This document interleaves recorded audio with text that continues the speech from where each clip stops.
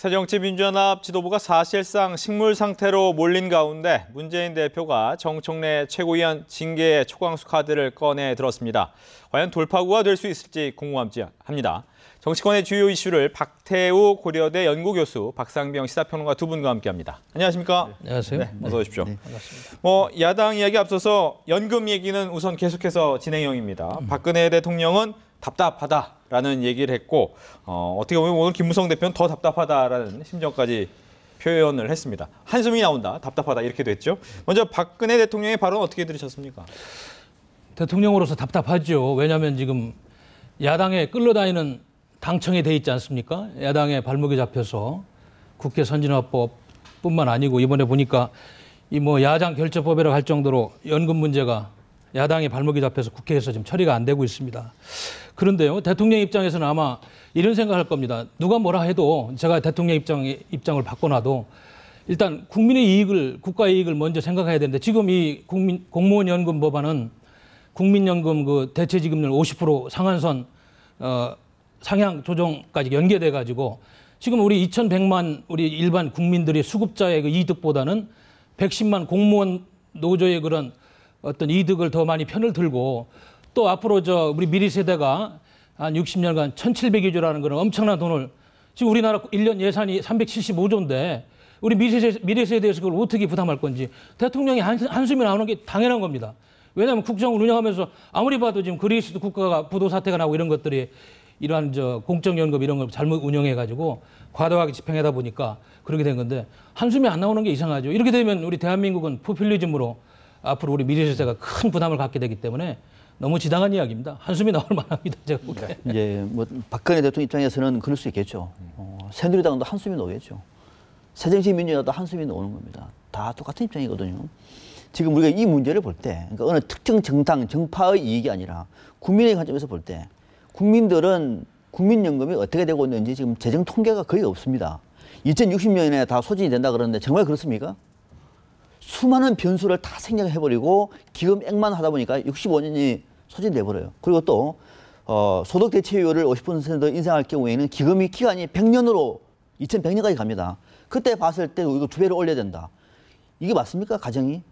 그러니까 우리는 이거는 그냥 찬반 논의를 할 것이 아니라 정말로 돈이 얼마가 들어가는 것인지 얼마가 또 국민들이 소득 대체율을 국민연금에서 50%로 끌어올리면 얼마를 더 부담하면 되는 것인지에 대해서 논의가 없었다는 것이 저는 옳다고 봐요. 논의는 해야 됩니다.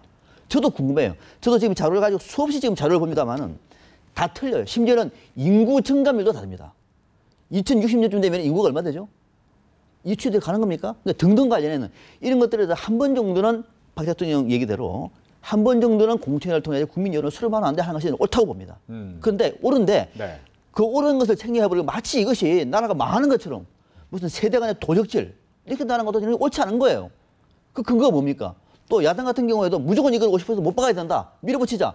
아니면 안 된다. 이것도 아니에요. 그러니까 우리는 뭐냐면은 청와대나 여야가 공론회장에서 공무원 연금까지 논의가 됐습니다만 국민연금까지 갈 수 있는 것이 맞느냐 안 맞느냐에 대한 논의가 없다 보니까 결국은 정치권도 정부 여당도 우리도 나와가지고 그냥 이렇게 목소리만 높이는 거거든요. 어떤 경우도 공론회장이 붕괴된 상태 속에서의 어떤 그 단정적인 판단은 저는 옳지 않다고 봅니다. 근데요? 대통령은 답답하더라 충분히 이해를 예. 합니다. 공론회장이 없었던 건 아니고요. 제가 보기에는 국민연금에 소득 대체율은 없었습니다. 국민연금은 부족했는데 네. 공무원연금 같은 경우는 애초에 한 300만 원 정도 받는 공무원을 기준으로 해서 지금 기여율 7%를 10%로 올려서 21만 원 내던 거를 한 30만 원 정도로 올리고 지급률을 1.9% 한 171만 원 정도 171만 원 정도 받는 거를 1.25나 3%로 내려가지고 125만에 30만 원 내리면은 대충 한 2085년까지 지금 예상되는 1980지원의 적자, 87조의 적자를 메꿀 수 있겠다 이렇게 시작한 건데 논의 과정에서 이것 빼고 저것 빼고 공무원 단체 요구를 과다하게 들어주고 야당의 요구를 들어주고 이러다 보니까 또 국민연금과의 그런 구조개혁으로 가겠다는 처음에 그 의도가 지금 반감된 거죠. 왜냐하면 국민연금은 무슨 우등연금, 공무원연금은 열등연금, 공무원연금은 우등연금, 국민연금은 열등연금 이런 구도에서 이걸 한번 통합해가지고 장기적으로 우리 후손들한테 부담을 주지 말자 이렇게 갔는데 이 과정에서 보니까 정치인들이 인기영합 쪽으로 가고 또 공무원 단체 집단 이기주로 가고 전형적인 정치 포퓰리즘으로 이게 사장이 되다 보니까 우리 국민의 입장에서는 지금 정치권을 신뢰할 수가 없는 겁니다. 그러니 대통령 입장에서도 지금부터라도 적극적으로 이 문제를 다시 공론의 장애로 만들어서 2009년도에 수박 거닥시로 개혁한 거 다시 지금 건드려가지고 요 정도 개혁 307조 전략하는 걸로는 기본적인 개혁이 안 되지 않습니까? 그래서 저는 좀 시간이 늦더라도 다시 한번 이 문제를 점검해가지고 근본적으로 국민의 세금이 투입되지 않는 구조로 장기적으로 좀 개혁을 해야지. 물론 내년 총선이 있어서 시간이 좀 촉박합니다만은 지금 또 수박 거달기식으로 이렇게 개혁을 덮으면은 또 그 다음에 더 어려운 개혁의 과제가 남아있지 않느냐. 이래서 지금 걱정을 하는 겁니다, 사실은. 네.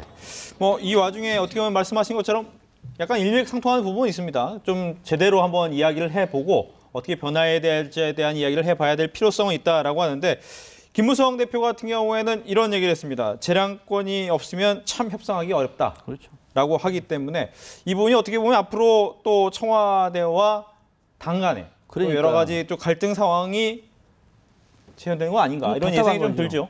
김무성 대표 답답한 거죠. 네. 김무성 대표는 협상을 해야 할 주체 아닙니까? 답답한 거죠. 청와대에서는 이거 안 된다고 얘기하고 야당에서는 꼭 해야 된다고 얘기하고 그럼 어떡하죠? 그러니까 한숨 노는 겁니다.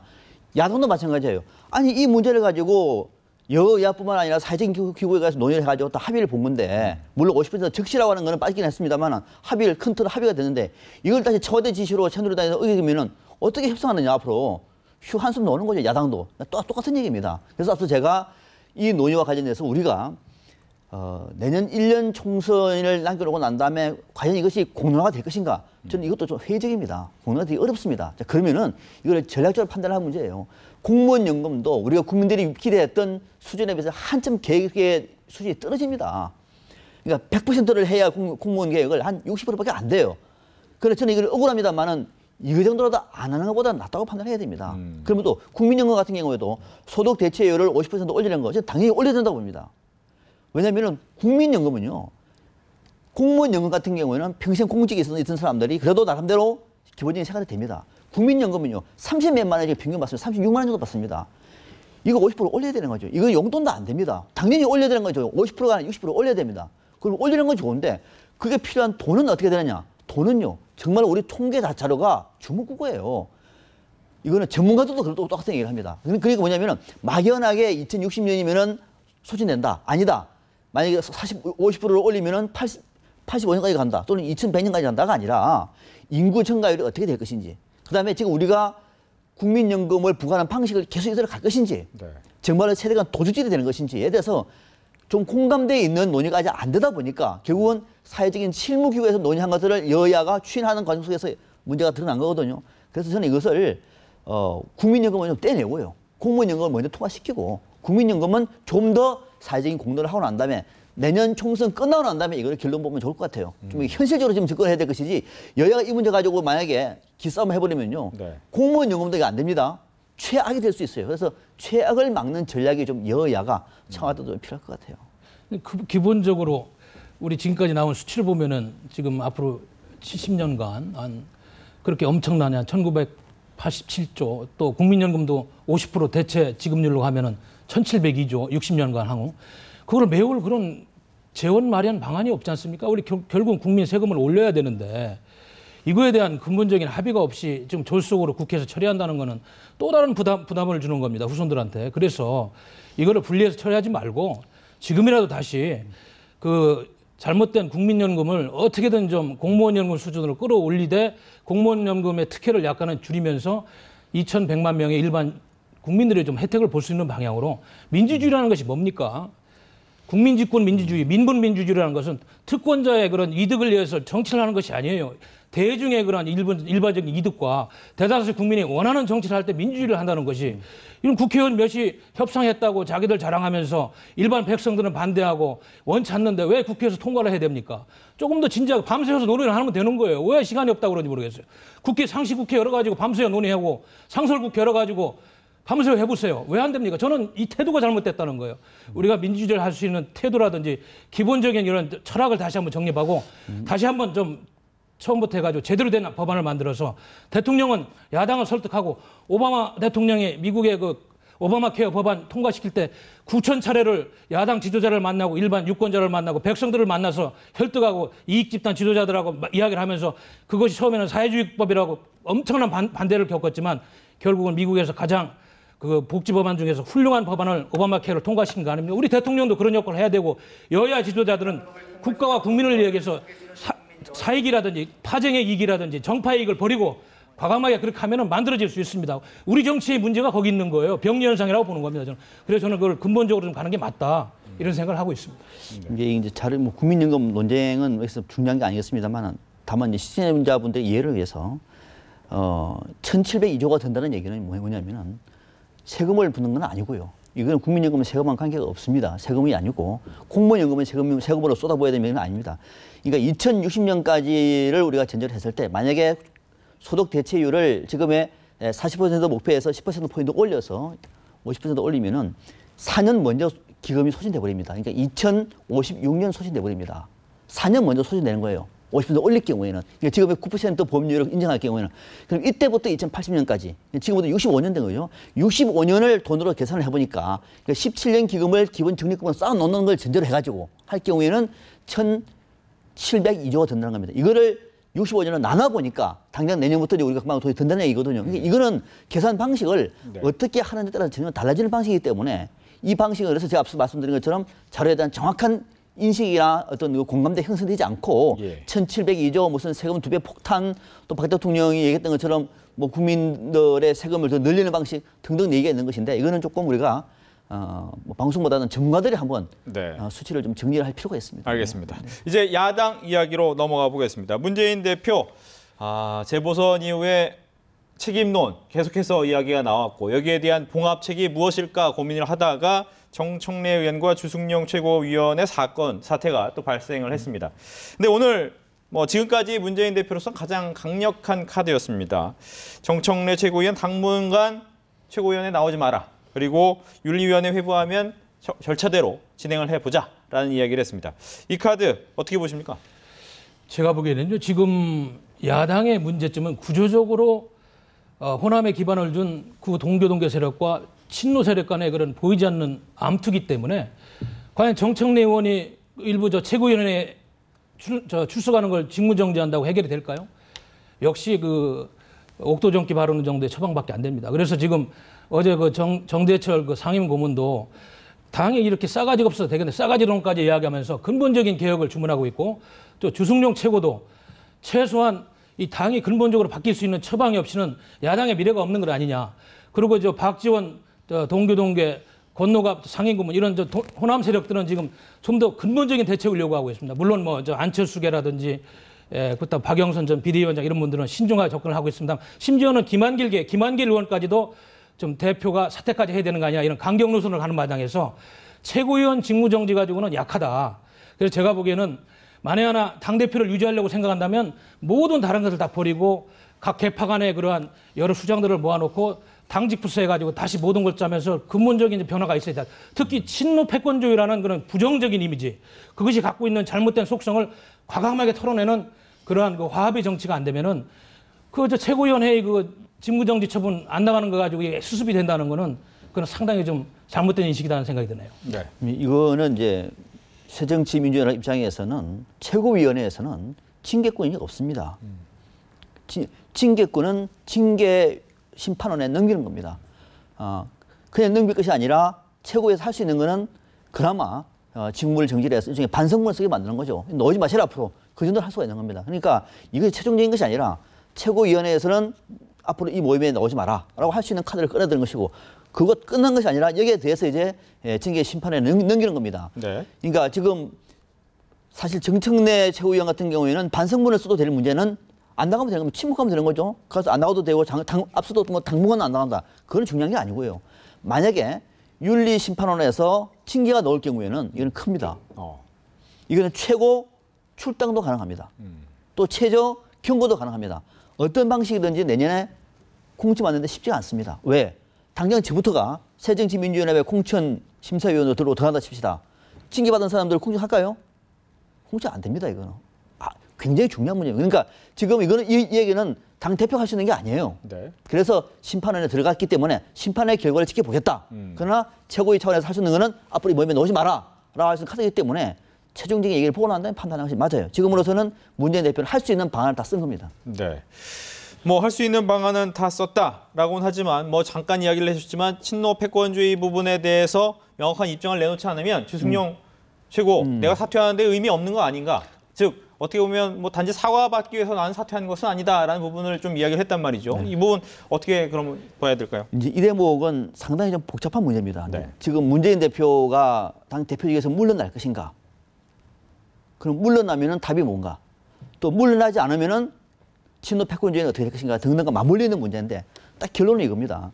문재인 대표가 이제는 친노 패권주의를 청산할 수 있는 실행 로드맵을 제시를 해야 됩니다. 말로는 이제 안 됩니다. 그 친노 패권주의에 대한 실행 로드맵이 제시가 되지 않으면은 이 정당은 분당될 수밖에 없다고 저는 봅니다. 왜? 이 정당 가지고 내년 총선 못 치릅니다. 답은 나와 있는 것이고 문재인 대표도 알고 있습니다. 자, 그러면은 친노 패권주의를 위한 실행 로드맵을 짠다는 것 자체 혼자만 머릿속에서 있는 게 아니에요.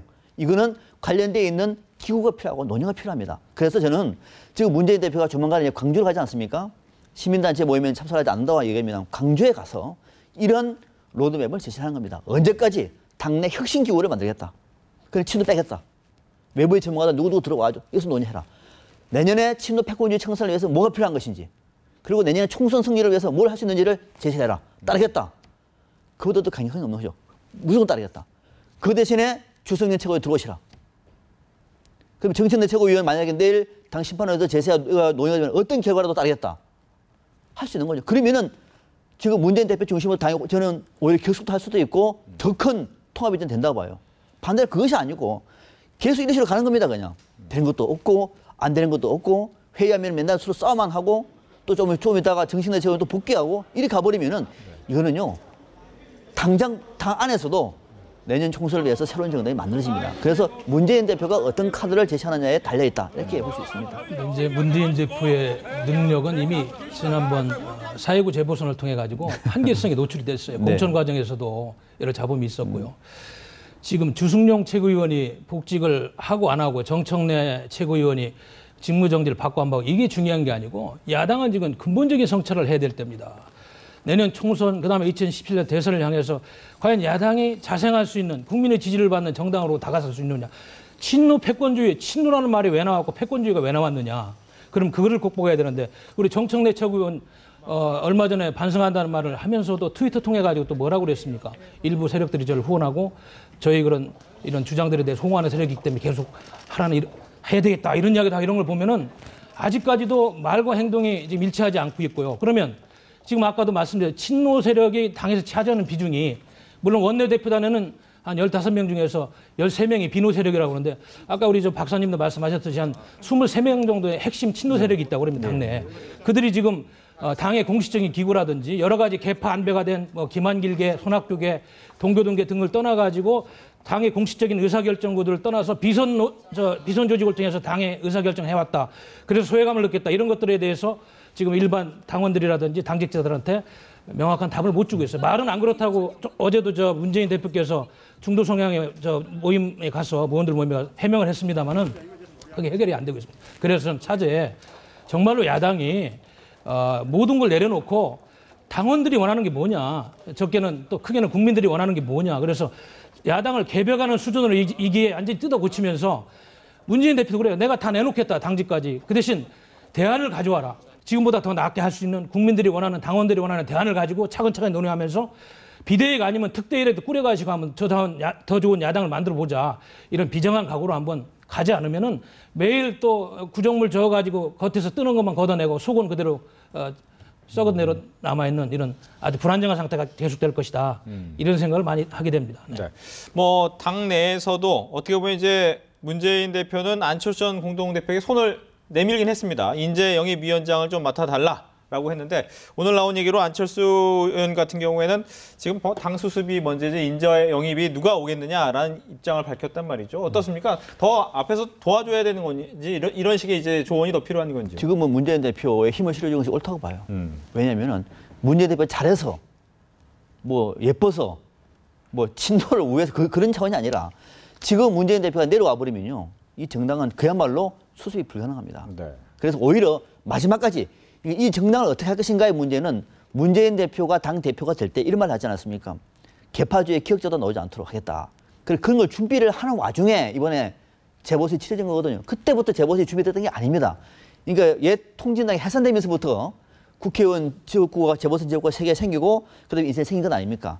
그러니까 준비가 안 됐다 칩시다. 완패를 했습니다. 그럼에도 불구하고 문재인 대표가 하고자 했던 것은 재보선의 승리가 아니라 개파주의 청산이었어요. 아직까지 카드도 내밀지 못했습니다.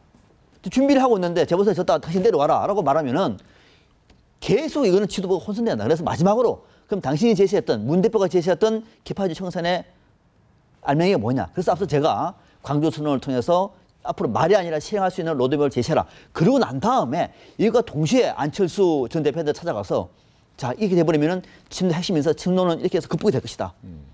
그럼 이 자리가 비어있으니 이 자리에는 외부의 유수한 인재들을 발탁하자. 내가 가면 또 친노 인사를 또 불러들일 테니 당신 좀 도와달라. 그럼 순수가 되는 거죠. 그래서 지금 그런 순수가 지금 빠져있잖아요. 예. 지금 만약에 이를테면은 우리 박 교수님한테 안철수 전 대표가 와가지고 자 좀 도와주십시오. 좀 도와주겠습니까? 가서? 뭘 어떻게 도와줘요? 그러니까 안철수 전 대표 그런 얘기를 하고 있는 겁니다. 근데 지금은 그런 얘기인데 앞으로 아마 이것이 문재인 대표의 당 청산, 그러니까 친노 개파주의 청산 프로젝트하고 안철수 전 대표의 인재영입 프로젝트 같이 맞물릴 경우에는 저는 오히려 마지막 기회도 있을 수 있다라고 보고 있는 겁니다. 근데 안철수 씨가 지금 저 새정치연합에서 할 수 있는 역할이 지금부터 시작 아닙니까? 그동안에 좀 잠재했는데. 그렇죠. 네. 그동안에 그분이 이야기한 여러 가지 이제 대한민국 정치 발전 방안이라든지 또 상생의 정치, 화합의 정치를 이야기했는데 인재영입 위원장을 준다고 먼저 안 받는다고 할 필요가 없는 것 같아요. 왜 저 대화를 하면서 어떤 권한을 줄 것이며 인재영입 위원장이 단순히 그냥 타이틀인지 아니면 막강한 권한을 줘가지고 당을 다시 짜고 당직까지 한번 인선하는 권한을 주는 건지 뭐 이런 거 대화도 안 해보고 무조건 안 받는다고 그러면 그분이 평소에 이야기하는 화합의 정치, 통합의 정치 그만큼 지금 야당 내에서도 인식벽이 큰 겁니다. 개파 간에. 여야의 인식벽도 크고 대통령과 야당 지도자가 느끼는 인식벽도 크고 그래서요. 저는 안철수 씨가 이런 야당의 위기 시에는 뭔지 모르지만 타이틀이 무엇이 되든 내가 하여간 역할을 하겠다. 그럼 인재영입위원장이든 뭐 비대위원장까지 안 가겠습니다만은 특별위원장이든 한번 만나서 이야기해보자. 이것이 옳은 수순이지. 이건 뭐 적절치 않다고 이렇게 먼저 거절하는 것은 그 양반이 평소에 이야기한 정치 철학하고 상반된다 이렇게 느껴집니다. 알겠습니다. 이렇게 해서 정치권 이슈에 대해 박태우 고려대 연구교수, 박상병 시사평론가 두 분과 함께 이야기 나눠봤습니다. 오늘 이야기 잘 들었습니다.